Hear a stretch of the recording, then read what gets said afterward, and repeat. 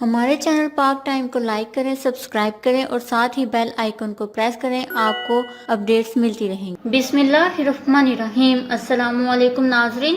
وزیر اعظم عمران خان کی کوششیں رنگ لے آئیں۔ خادم حرمین شریفین شاہ سلمان بن عبدالعزیز کی جانب سے راشن پیکج پاکستان پہنچ گیا۔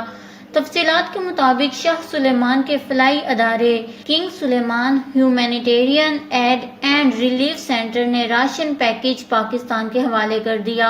لاک ڈاؤن سے متاثرین تک راشن پہنچانے کا آغاز بھی کر دیا گیا ہے۔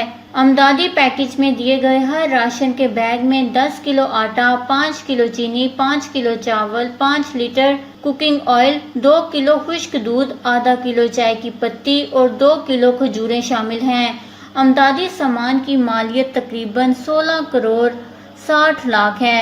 راشن حکومت پنجاب کے تعاون سے لاہور سمیت پنجاب کے 10 اضلاع میں تقسیم کیا جائے گا۔ انتظامیہ نے امید ظاہر کی ہے کہ تقسیم کا مرحلہ جلد مکمل کر لیا جائے گا۔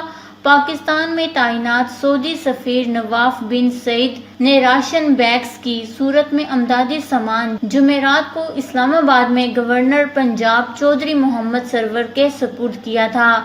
خیال رہے کہ 5 ٹیمیں راشن کی تقسیم کے امور کی نگرانی کر رہی ہیں۔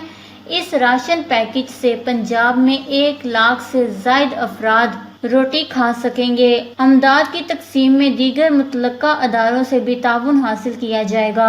اس خبر کو لے کر اپنے قیمتی رائے کا اظہار نیچے کمنٹس میں ضرور کریے گا۔ ہمارے چینل کو سبسکرائب کریں، آپ کو لیٹسٹ اپڈیٹس ملتی رہیں گی۔